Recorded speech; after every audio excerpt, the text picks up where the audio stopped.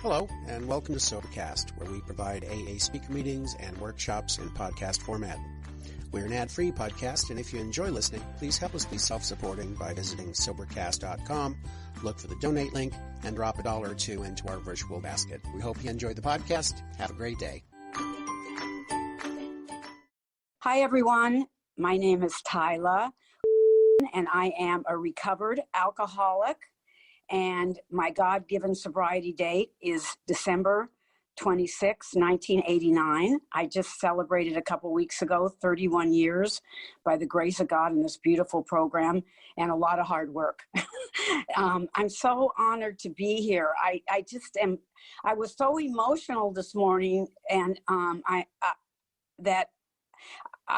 I just was in tears, and that is not usually how I am, but I just was so moved by being able to have this opportunity to be here and share with you. And I want to honor all the people from the Bronx group that put these meetings on.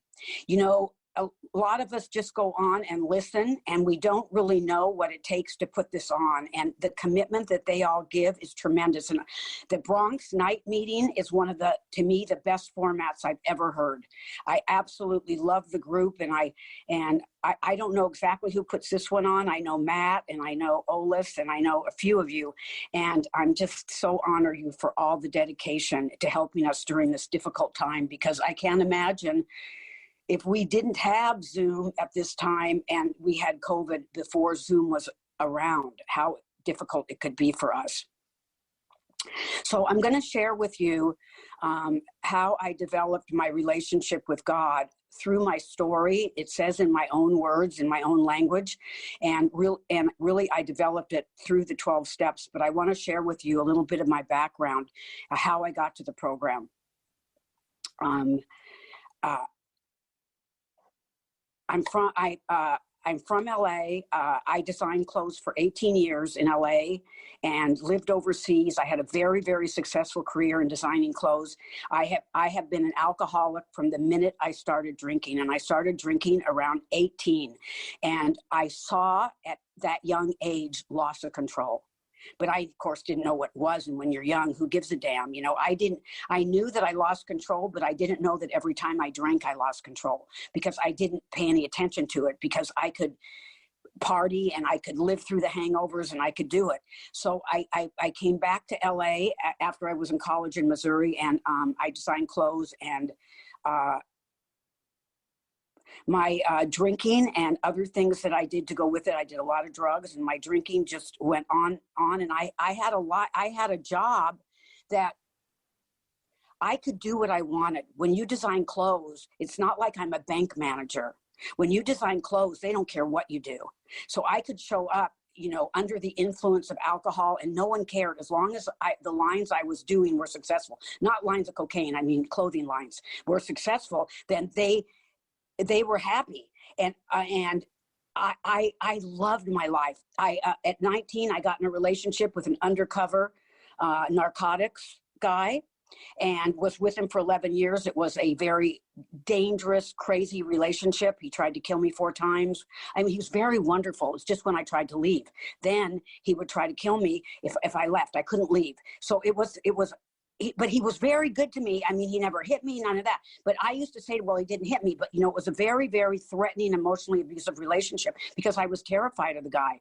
So anyway, I finally my life went on, and and everything was good. It seemed good. And then my alcoholism got worse and worse. And around 30, I went into a semi-treatment, outpatient kind of semi-treatment. And then I took a job. I wanted to get out of LA, and I took a job in Bangkok, Thailand. So I lived overseas for a couple of years. I lived overseas designing in Thailand, India, and Hong Kong. And it was crazy. It was a crazy lifestyle over there. It was difficult, but I finally came back. And after I came back, you know, my alcoholism was so bad that I could no longer hold a job. And from that point on, from about 33, I got sober at 42. From that time on, I just kept hitting bottom. Everything got worse. Like, you know, it says on the top of 18, the destruction of everything worthwhile in life. Everything worthwhile in life at that point was almost already gone.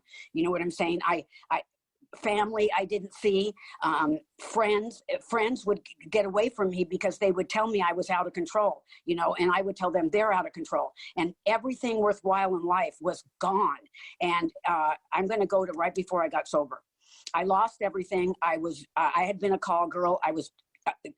Had 2 Johns that were taking care of me. I was living in hotels. This is not fancy living. I was a call girl at the Beverly Hills Hotel, but this is in the streets of Pomona. And I don't know if you know the streets of Pomona. It's a really rough area in LA. And I had 2 Johns that were taking care of me. And one of them said to me, you know, Tyla, I have this drug and alcohol counselor that works for me, and I want you to see him. And I thought, I don't have a problem. You guys, denial is so huge. I was so sick. If I weigh 140 pounds, and then I weighed 95 pounds, and I thought I was hot. And I was so sick spiritually, physically, emotionally, mentally. I was sick in every part of my being. And finally, he kept bugging me about this guy. Finally, I said, okay, I'll see the guy. Okay, I'll see him. So the guy was going to come to my hotel room. I was living at a Howard Johnson's off the 10 freeway and Indian Hill Boulevard in Pomona. And he was coming to see me at 2:00 on this day. And I was sitting in the hotel room, and I was alone, and I had sliding glass doors, and I was looking into the parking lot, looking to see when this guy was going to come.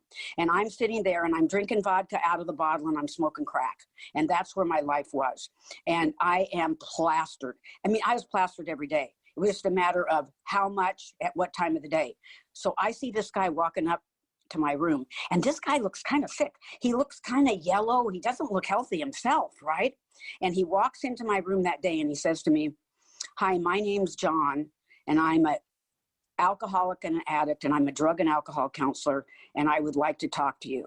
And I said, listen, you can talk to me, but I'm smoking crack and I'm drinking vodka. And you know what he said to me? He said, it's okay. You smoke it up and you drink it up, and you let me talk to you. Well, I don't know what that says about never seeing anyone under the influence, because that guy, he felt that God guided him to talk to me at that time, and that's why he was there. And that guy talked to me for 2 hours, and he told me, what I remember, he told me a story, but what I remember is that he told me, I have 12 tools, and I'll give you a tool a month, and you'll never have to go back to this way of life again. Your life will be different. I have a way to show you that. So after 2 hours, at the end of 2 hours, he wrote down his name on a piece of paper, and he handed it to me. And he said, if you ever get sick of dying, give me a call. And I thought, man, this guy is a little dramatic. What the heck? You know, but you know what? After he left, every time I was drinking and partying, I could hear him in my head. You know, it says Bill wrote that what comes from the heart enters the heart. And I could hear this guy coming inside of me. I would be drinking and I would hear him. You never have to live this way. I got 12 tools. It was like he was stuck inside of me. And I would go and okay, I'm going to call him. So I'd go call him, and I'd say, hi, John. And he'd say, what do you want? And I'd say, well, I just want to talk. He says, are you done? I said, well, he said, don't call me till you're done. Boom. And he'd hang up the phone. Man, this guy was tough, you guys. And see, I knew nothing. I knew nothing about a 12-step program in my life. I remember when I was in that outpatient program at 30 years old in Century City in LA, I remember the psychiatrist there telling me about these meetings, but I thought I was different. I never even knew. I didn't even know about recovery. I don't need meetings. You know what I mean? I just need a little help to manage my drinking and using. I don't need meetings. And so this is about 3 months after he 12-stepped me, and it was Christmas Eve day, And I was alone, and I had a lot of fantasies about committing suicide, all kinds of different ways, you know. And this is not a new story. You newcomers that are here, welcome, welcome, welcome. And let me tell you what God has done in my life, he will do in your life. I am not different. We're all special, but I am not different. If you work this program, God will do for you what you can't do for yourself, and he'll do more for you than you can do for yourself. And that's been my experience. And that day, I always packed guns since I was with that undercover guy, because we had so many death threats. I always had carried guns. So the last book I read was Cybernetics by L. Ron Hubbard. I thought that book would save me. And after I read that book, I said, I'm going to blow my brains out. And I was very, very drunk, very, very high. And I went in the bathroom of that motel room in Howard Johnson's, and I put a gun to my head, and I just prayed and I prayed and prayed. Please, God, give me the courage. And I heard a voice speak to me. And you guys, it's like it was today. I heard a voice speak to me, and that voice said, because I couldn't pull the trigger, that voice said, your life is being spared. Because it wasn't in words, it was like in a feeling inside of me. Your life is being spared so you can help other suffering men and women, alcoholics and addicts. And I didn't even think anything of it. I mean, I didn't really think anything of it until I thought I just couldn't go. It was like 3 or 4 in the morning. So I went to bed. And I woke up the next morning, and this is December 26th, and I woke up the next morning, and it was a misty morning, and I walked outside my motel room, and I'm telling you, I was completely different. It was like I went to bed one person and woke up another, and I couldn't believe it, you guys. To this day, I could tell you, I stood there and I thought, what has happened to me? I had no desire to pick up anything. No desire to pick up alcohol, no desire to do anything. I went in and called John and told him what happened. And he wasn't surprised at all. He said, oh, it's in the big book, Alcoholics Anonymous. It's in Bill's story. You know, what happened to you is real. And it was real. But that in itself would not have been enough to give me the kind of recovery that I have today. But it was enough that my life was completely changed. And from that point, I have never, ever had the obsession to pick up or to drink ever again. But I had to go through, because, you know, we all have a spiritual experience. When we turn to walk into this program and we want to live instead of die, that's a spiritual experience that I could not create on my own. That's a spiritual experience by the grace of God. So I had that experience, and then walking into the rooms and beginning a life in recovery, beginning to live the 12 steps, beginning this beautiful path of life. And, you know, John was my sponsor. He was my sponsor for 8 years. And, you know, I didn't know how sick he was. That day he 12-stepped me.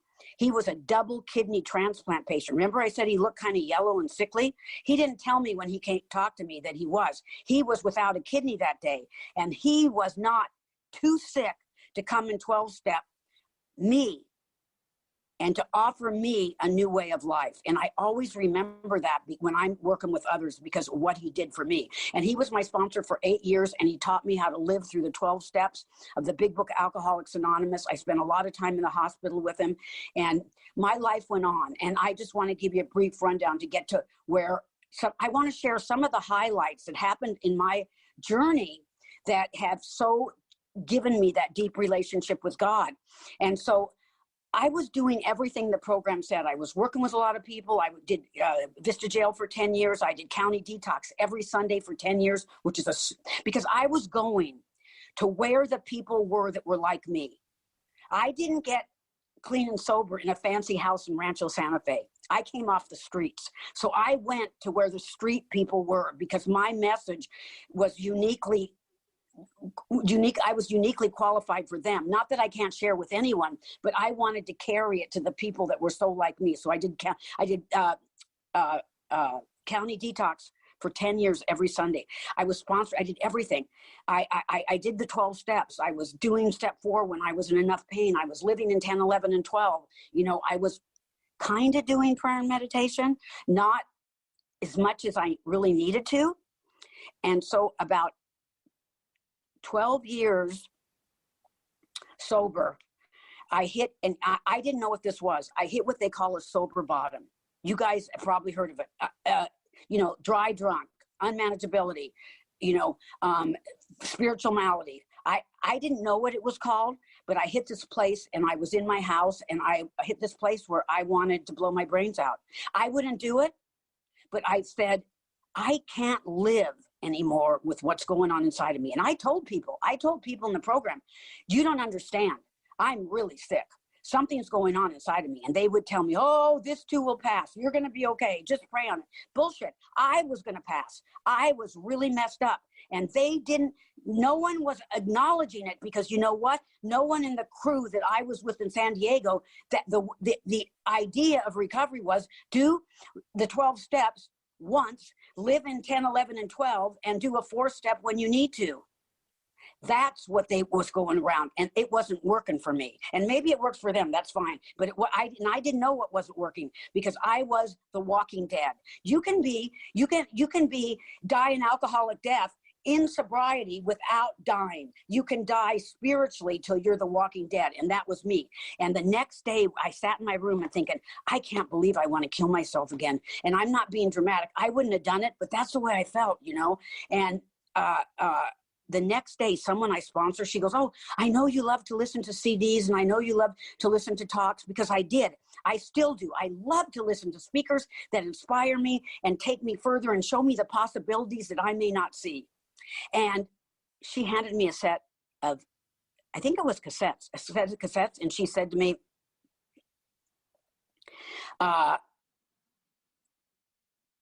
I know you love to listen to speaker things. I want you to listen. This guy is really good. And so I got in my car and I put it in, and it was, I swear to you, I'd never heard of this guy in my life. It was Mark Houston.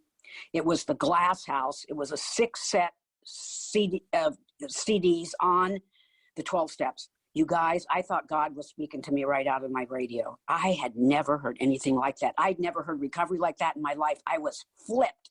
And I listened to Mark so much on that I probably had the whole thing memorized. I was so excited because I had hope. I heard something I'd never heard. He was doing all 12 steps every couple of years.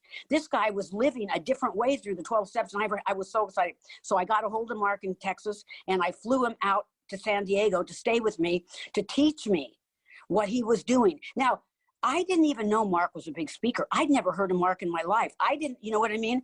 And so he came out here, and I wanted him to take me through the Big Book and show me the way that he did the steps so that I could have what he had. And we had talked for about a month and a half on the phone before he came out. He sent me an unmanageability exercise. He sent me a tornado exercise. He showed me a present day agnosticism exercise, all these things that I'd never heard of. I didn't even understand that the second half of step 1, the unmanageability, was inside. I thought it was outside. And all these things that I began to see that I had never experienced or understood, and I began to wake up because I had been asleep. I had fallen asleep. We can fall asleep. I had fallen asleep, and I began to wake up.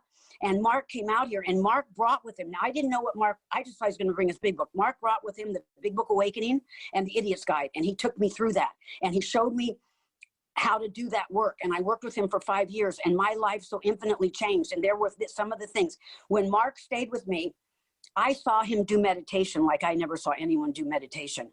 He was absolutely disciplined every morning to do an hour of prayer and meditation and spiritual disciplines. You guys, I didn't do them. Today I do them. And I had to go back through the steps with him and with other people that I started to work with after that to understand what this relationship with God is about, understand why I need it, the depth to why I need it, right? And to understand what the book is offering me. See, I knew that I had the physical craving. I knew that I was powerless physically. I didn't have any doubt. I'd had a spiritual awakening. There was no doubt in it, but I had to go through the book and lay my experience next to the book. I knew I had a mental obsession. I knew I couldn't control the stop. I knew I couldn't keep myself stopped. I knew, believe me, that I'm not a hard drinker. A hard drinker has sufficient reason they can stop or moderate. I drink over what they stop and moderate over. I'm not a hard drinker. I knew that. But if I don't understand and have an experience with the Big Book to the depth of which my problem is, I'm going to seek God. I believe, to the same depth that I have an experience with step one. Because these guys were telling me out of Denver, these guys were telling me that everything that I do in the 12 steps is based on my first step. Not step 7 is not based on step 6. If I don't do a good step 7, it's because I don't get to drink us to die. Everything I'm unwilling to do in the 12 steps is based on step 1. And I didn't know that. So I started going through step 1 in a deep and effective way through the big book. But when I got to the unmanageability, I had a relationship with God from the beginning, I thought. But the problem was my relationship with God was abstract when I first worked with Mark. I never knew that I could have a personal, Bill talks in the second half of Bill's story about a personal relationship with God. I never knew I could have a personal relationship with God, that there was a God that really cared about me and wanted a relationship with me. I never knew that. So when I looked at the second half of the first step, the unmanageability, and saw that I had to find a spiritual basis of life or else. And I say today, I'm going to start going through the work February 16th in a workshop I'm doing. I'm going to start going through the work again because I do all 12 steps in a deep and effective way every couple of years because I know that I need to renew my commitment to God. And every time I go through the 12 steps, I grow spiritually. And I don't know what God's going to bring me because I do the set-aside prayer, and I don't know what God's going to bring me, but I know that my life will be infinitely changed, and I will have more freedom, more peace, more understanding. It may be painful, but whatever I have to go through, God will see me through it. So when I look at that second half of step 1 and see alcoholic death, spiritual way of life, and like I say, that death may not be in the ground. How am I doing? Where am I agnostic in my life? Where am I not bringing God into every area of my life? Is lack of power my dilemma? Sometimes it's not my dilemma, but do I need more power today in my life and how much time I have? Do I have all the power? If I'm not going to grow spiritually, I'm going to drink. This is all about growing spiritually. It's getting a relationship with God and growing spiritually. So I look at those bedevilments on page 52, which is a reflection of my internal condition. Those bedevilments give me a temperature gauge of my internal condition. They are not the spiritual malady. The spiritual malady is a disorder. I have a spiritual disorder inside of me. I play God. I stand in the place of God. And when I'm trying to manage my life, and especially this internal part, it gets into a disorder because I can't manage it. And the bedevilments, am I full of fear? Today in my life, I have fear. My fear isn't like it used to be, but I have it today. Fear doesn't carry me like it used to. It used to drive me. Fear, you know, Mark says, you know, you get up in the morning and you strap a rocket on your back and you are driven everywhere you go, zoom, zoom, zoom, right? And that was me, zooming around, not even knowing, thinking I'm making decisions and choices in my life when I'm not because I'm so driven by fear. I think I was one of the most fear-based people that I ever have been with or worked with in this program. And I've worked with a lot of people because I don't know why, but through doing these practices, you know, fear has slowly gotten less and less and less. It says, can I be of real help to other people? And so then I get a chance to examine, how am I doing in working with others? Is it effective? Not is it good, is it bad? Is it effective? Is it working? Every time I work with someone, I need to ask, how's it working, right? Can I control my emotional nature? Am I having trouble in personal relationships? And so I write down the 10 most important relationships in my life. And you know what? God's never on it. The most important relationship in my life is God. And Pat T, who's on this line, and I are in a big book group right now with some strong big book people, and we were looking at that, and I never wrote down God. Isn't that the most important relationship in my life? So I write down those relationships and I look at them. I'm having trouble in them. Why? Thank you, Chris. I'm watching Chris. So I'm having trouble in personal relationships. My trouble in personal relationships are, to me, because I need too much from them. You see, one person doesn't love me enough. One person loves me too much. I try to get from people what only God can give me. And that's where my trouble is. I worship the relationships I'm in. And I like to look at, where am I dishonest in these relationships? How's my emotional nature in this relationship? It says I can't control my emotional nature. My emotional Anytime the big book says nature, it means inside of me. My emotions are outside, the things you may see. But what you don't see is what's inside of me. My discontent, my fear, how upset I am, all the struggles, you know what I'm saying? It's the way I experience life. So this disorder that I have inside of me, the disorder is spiritual misery, spiritual malady. It says on page 64, when the spiritual malady is overcome, I straighten out mentally and physically. So if the spiritual malady is not overcome, I don't straighten out mentally and physically. And that's where I was at 12 years. The spiritual malady hadn't been overcome. I didn't even know what it was. I didn't even know what the unmanageability was. I never looked at the bedevilments once. And I'm sharing this with you because I hope if you ever get in that place or in that place right now, that you begin to have an understanding of where you're at and you don't have to live there anymore, because there's a way out of this. And I've never been there. I mean, not that I haven't been in the bedevilments, I have, because the spiritual life is not a straight line. I am going to veer off. But I have never stayed in those bedevilments long enough to ever get to the place that I was, because if those bedevilments get out of whack long enough, it can set up a situation inside of me that insanity can return. And when insanity returns, I could drink again. And believe me, insanity comes before the first drink. That's what it tells us more about alcoholism. I do crazy stuff when I drink, but that is not the insanity. Because there's these rich women that live right near me in Rancho Santa Fe. It's a real rich area. There's all these rich women up there. And so if I'm going to say that the circumstance and the result of my drinking is what makes it insane, because I go to jail, I end up on the streets, I do prostitution, whatever it is, right? That's the insanity of alcoholism. No, that's the result of alcoholism. The insanity of alcoholism comes before the first drink. And if I'm going to 12-step that woman up in Rancho Santa Fe and talk to her, she's an alcoholic, she takes oxycodone, she's never left her house, and she doesn't have one negative circumstance. How am I going to talk to her about the insanity of alcoholism if I don't understand it comes before the first drink? It's an idea that outweighs all other ideas why I shouldn't. And I don't have the power to change it. So I'm beginning to see not only the powerlessness physically in the craving, that I can't control the amount, and the insanity of that is that I think I can control the amount. I'm seeing the powerlessness in the mental obsession, that I cannot control the stop. I cannot stay stopped on my own power. And the insanity is I think that I can. And the insanity of the unmanageability of my spirit is that I can think I can self-will spiritual growth. I think I can fix me. And no way can I. And until I went through the book in a deep and effective way, laying my experience next to it, turning statements into questions, asking myself these things. How is your emotional nature, right? Until I went through and looked at these things, I didn't have the deep experience I needed, because those bedevilments give me a reflection of my internal condition when fit and when unfit. And remember, step 10 is going to talk about fit spiritual condition, so it can't talk about fit unless there's unfit. And so I can look at when I'm whacked out in those areas, and what do? You may be guided to do different things than I do. Usually for me, I have to step back a little bit and get a little more prayer and meditation, because that is how I build my relationship with God. So I look at that unmanageability, and then I go through We Agnostics to see how I'm doing today. Am I seeking? Because it says on the bottom of 46, I need to seek.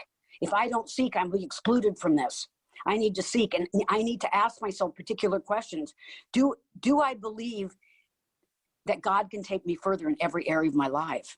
And that's a consideration on page 47. Do I believe that today? Yes. Not only do I believe it, I've experienced it. It's absolutely true. And then I look at the other second consideration, that God's everything or God's nothing. Either God is everything or I'm everything.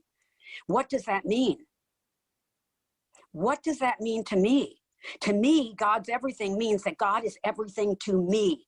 God will give me all the direction, all the strength, all the courage, all the insight, all the comfort. God will give me what I need, not the material stuff. And he may give me that too, but that's not what I'm looking for.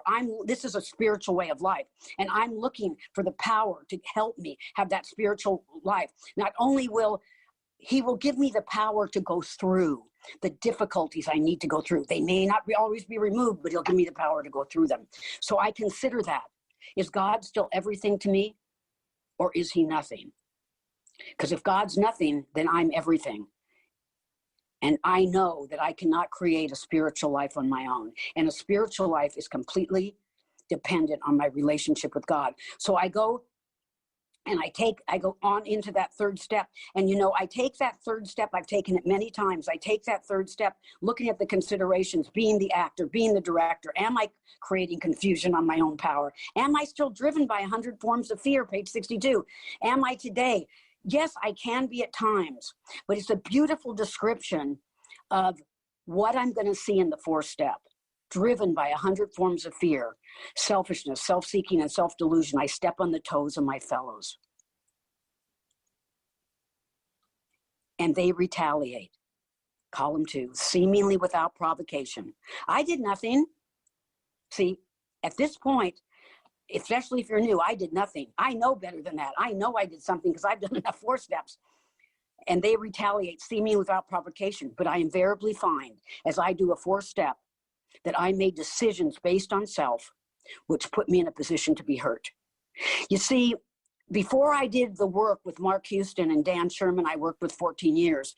Before I did the work this way, I never, if I don't do a 4th step that proves that paragraph will set me free. If I don't do a 4th step that will prove that, I will never get what the book promises. See, then it says, my troubles are my own making. That's the greatest statement of hope in the Big Book. Because if my troubles are of your making, I will never be free. Because I have no power to change you. And when I see through inventory, that's been one of my difficulties, trying to change you. My troubles are of my own making. They arise out of me, the Big Book says. That means they come from me. And if I don't do a 4th step that shows me my troubles are my own making and they arise out of me, and that I make decisions based on self, which put me in a position to be hurt, maybe I can begin to make decisions based on God that do not put me in a position to be hurt. And I go down there, and the decision is, I have to quit playing God. Why? Playing God did not work. Too simple?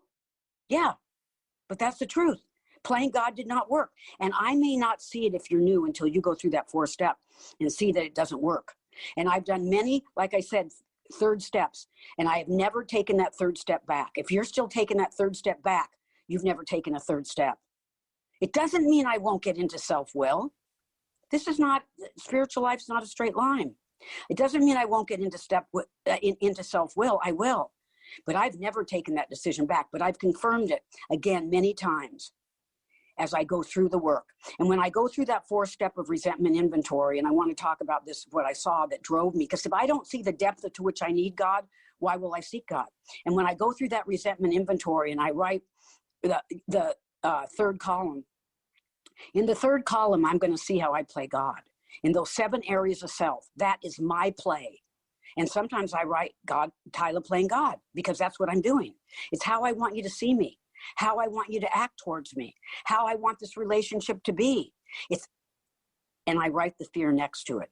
And all that fear drives the false notions of how I need the world to be around me for me to be okay.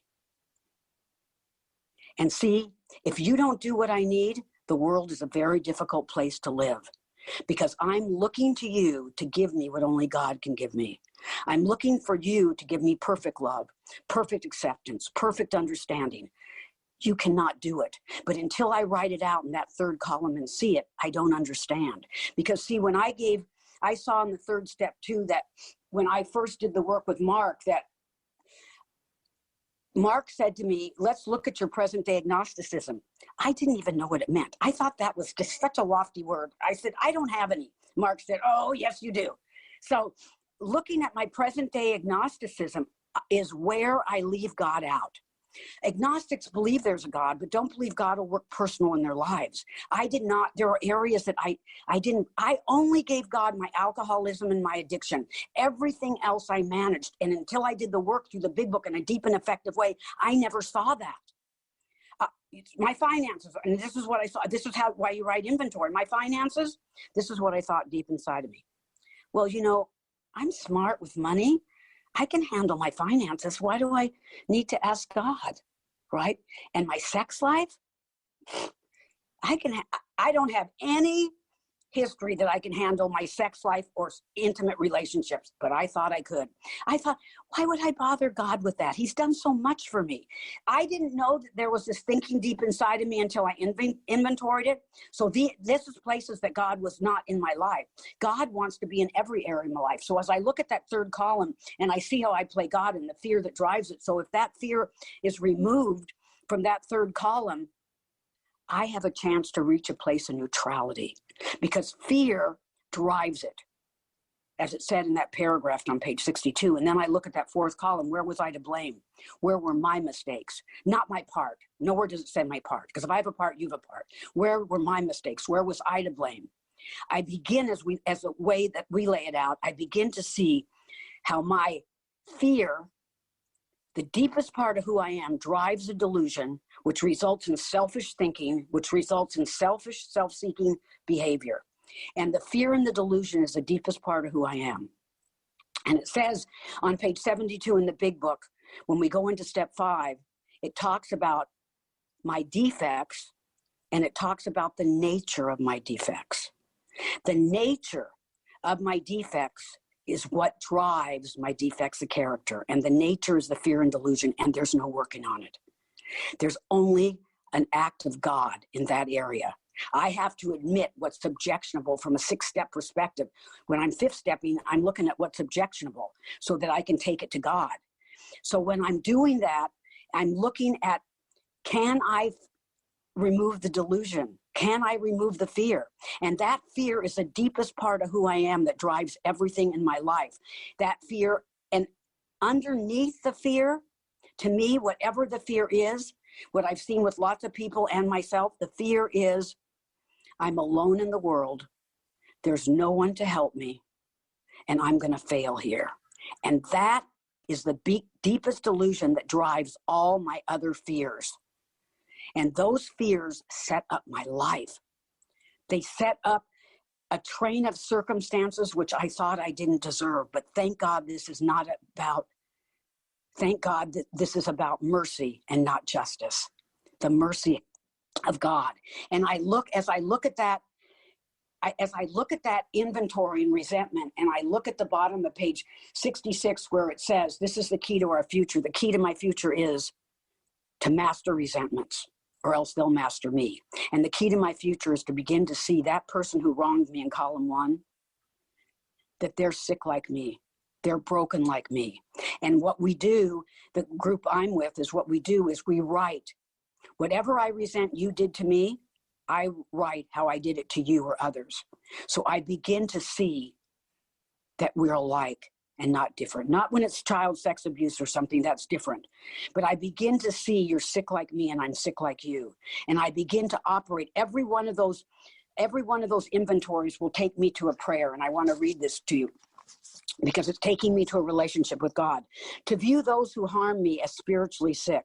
To see that the reason for my fears is that I believe I have only myself to rely on.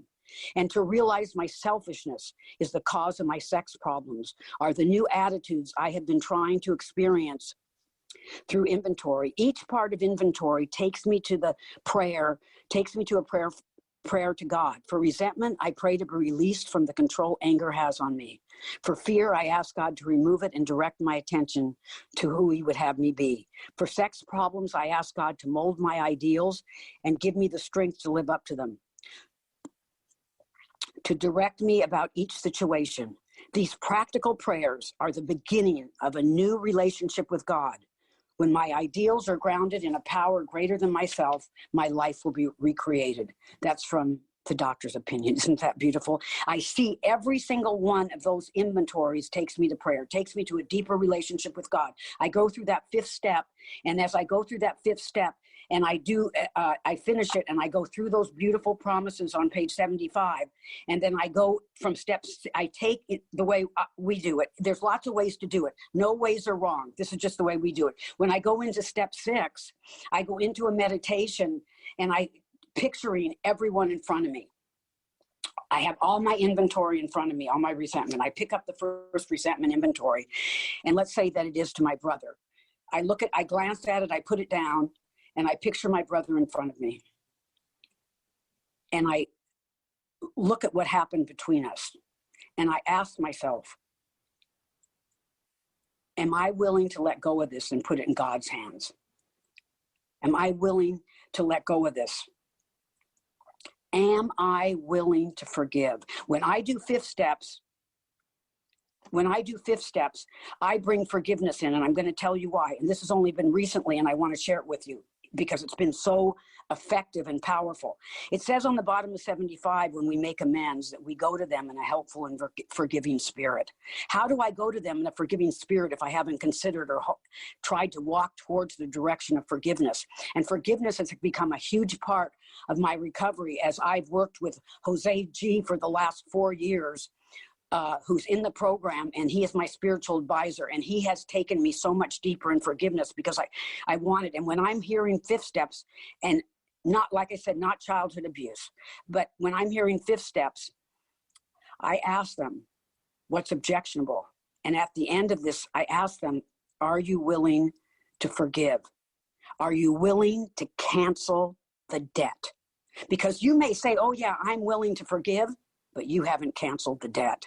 And I know from my experience that when I'm willing to forgive, that God will carry me. And forgiveness is the absolute deepest freedom that I can have, because I have had to write inventory 6 times on some people before I got into forgiveness, because I would say, oh, I let go. I put it in God's hands. I did step 7, but it was still there until what I did is I started going on the internet and researching forgiveness prayers.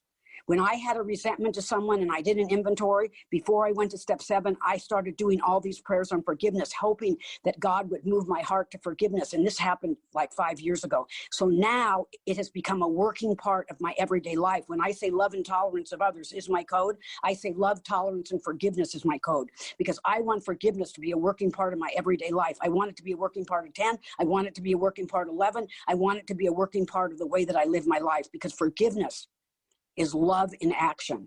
And I need that in my life. So when I finish that meditation in step 6, looking at every person, seeing if there's anything I'm clinging to, seeing that I'm ready to put this all in God's hands, then I do that 7-step prayer, my creator.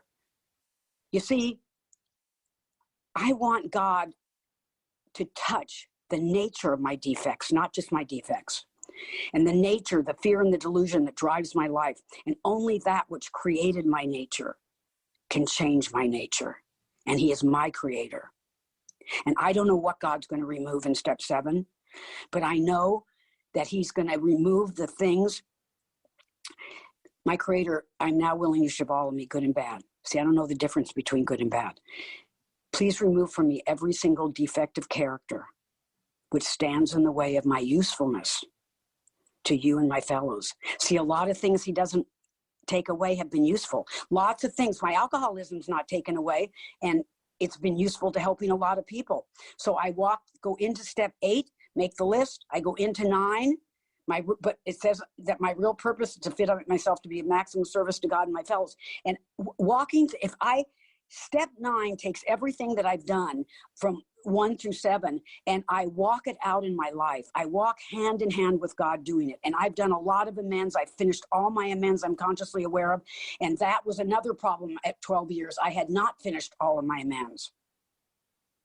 I finished the amends I wanted to finish, but not all of them. And these guys were very hard on finishing amends.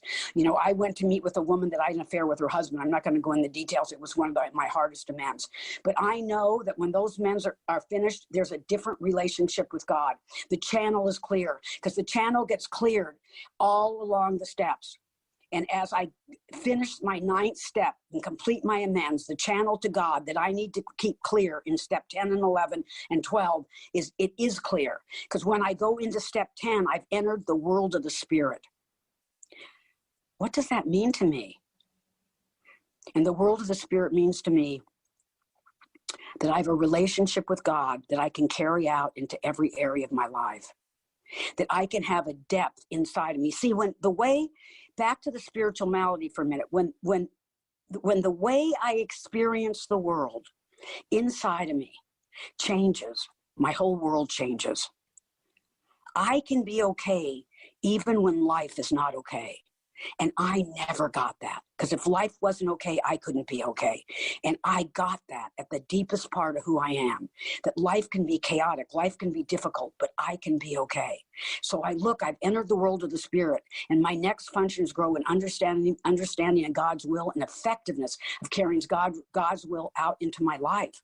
Alignment of the will, step 10. Step 10 is the way I go through my day. It gives me, this is a way of living that I never ever dreamt I could have, a way of living with reliance on God that absolutely is life-changing. And as I go through my day, step 10 is the way I go through my day, and step 11 is the way I end my day and open my day. But I go through step 10, and I have an opportunity going through step 10. I have an opportunity every time I'm doing something during the, this is automatic now because I've done it a long time. Meditation for me is God-directed thought, and I do that all day long. God direct my thinking, But every time I do an activity during the day and I turn from it, I'm looking, I'm watching. Did I hurt anyone? Do I owe an amends? How did I handle it? Was it okay? Was I loving and tolerant, right? I quit fighting everything and everyone, even alcohol. Greatest promises in the big book are the promises on the top of page 85. The promise is the problem has been removed. It does not exist.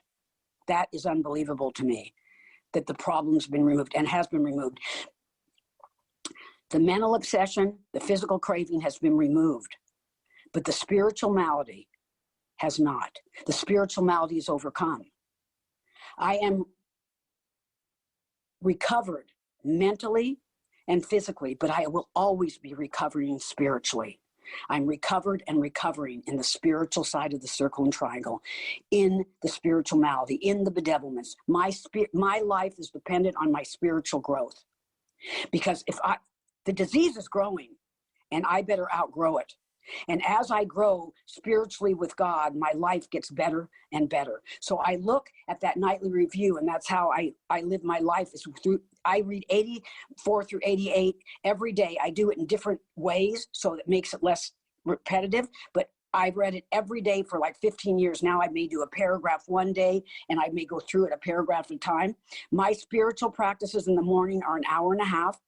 And I do my nightly review The nightly review is I'm looking for where things I missed, where I might have done something that I didn't pick up in step 10. That's why the nightly review is first. It is a constructive nightly review, not a destructive. Where was I selfish, dishonest, resentful, or afraid? Right? I look at that. I can't say that I wasn't selfish and dishonest and resentful and afraid if I haven't finished all my amends.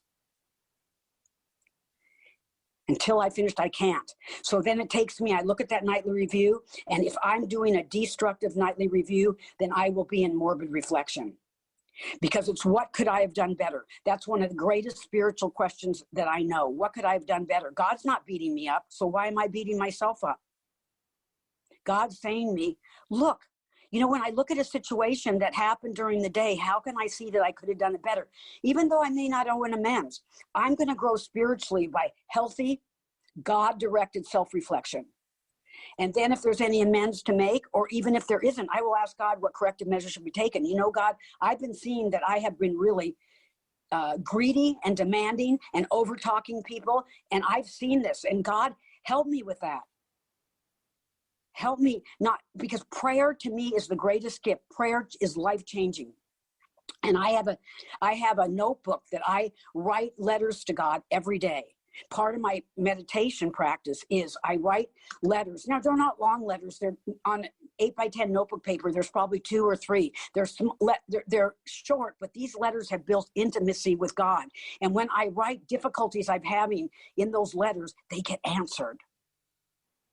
They get answered. I get answers. And I always open with dear God, and I always open with what I'm grateful for.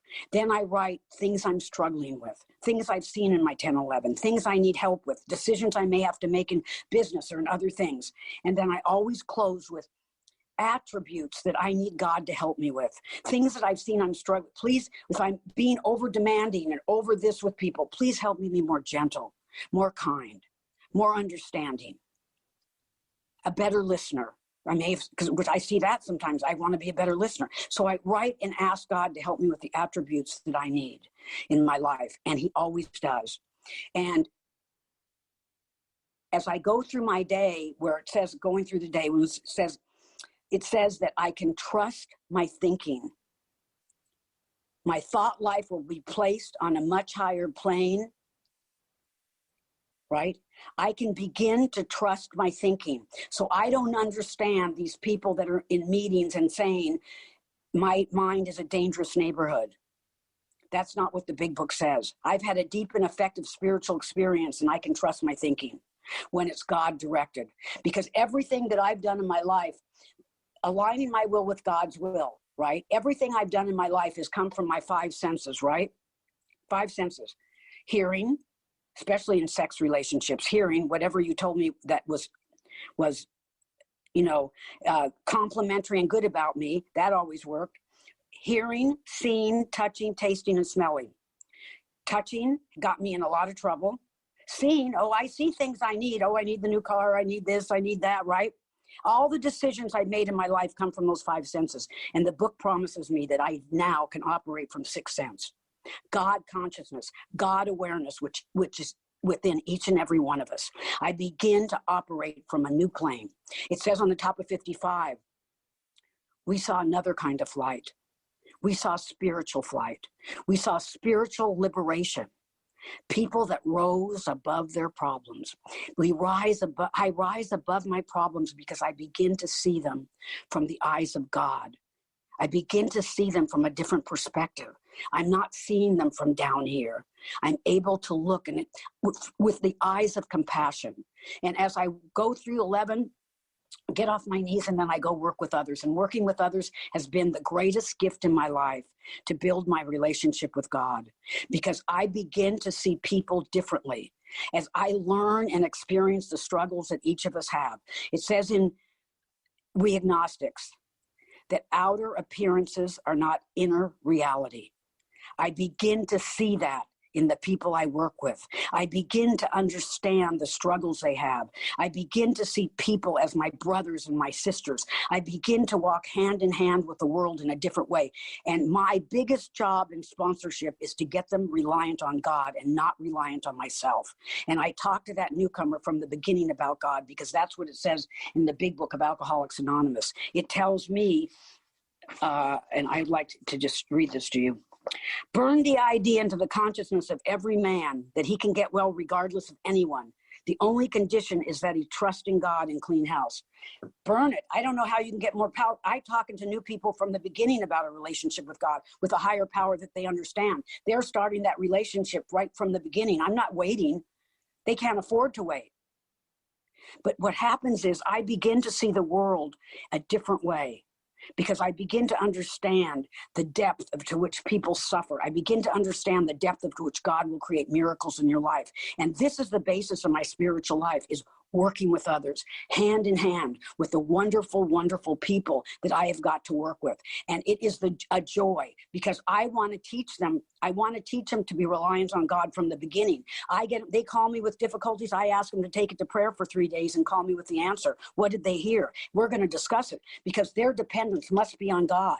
Not that I don't help them with difficulties. I do. But as I go more and more through the 12 steps with them, I'm pushing them to reliance on God, to this beautiful relationship that God has so freely given to me, because I could never imagine in a million years that I could have a life that is so amazing and incredible like this. I mean, from the streets, from the gutters, to being picked up like a little rag doll in the hands of God and given this incredible life. I can't even imagine it. So I'm so honored, you guys, to be here with you. And I want to say a couple things, and I'm going to read something and close out. If you notice, I have my phone number next to my name. You guys, we are at a very difficult time with COVID. People are suffering endlessly. I hope you'll all consider to put your phone number next to your name. How does a newcomer find us? A newcomer's on a meeting and they think, I just did this recently. Don't think I'm all the spiritual, and I just did it in the last 6 months. A newcomer can come on a meeting, they can see someone they relate to, and they can take their phone number, because we're not able to go up to them anymore. So that's been a tremendous help to how do I reach out to the newcomer in a way today through COVID, that Can we all reach out more to each other? Can we all have more patience? Can we all reach out? People are suffering tremendously right now through this. And I just ask, that we all reach out and be a little more helpful in every way that we can, a little more patient, a little more kind, a little more understanding. It's a difficult time, and God will see us through. We will overcome this. And I keep in prayer. I pray for the fellowship. I pray for the nation. I pray for the world, because God is a good God. Trust God and do good. And I want to read this, and I'm going to close out. Many voices ask for my attention. There is the voice that says, prove that you are a good person. Another voice says, you'd better be ashamed of yourself. There is also the voice that says, nobody really cares about you. And the one that says, be sure to become successful, popular, and powerful. But underneath all these often very noisy voices is a still, small voice that says, you are my beloved. My favor rests on you. That's the voice we need most of all to hear, the voice of our caring God. To hear that voice, however, requires special effort. It requires solitude, silence, and a strong determination to listen. That's what prayer is. It is listening to the voice that calls us my beloved. Thank you.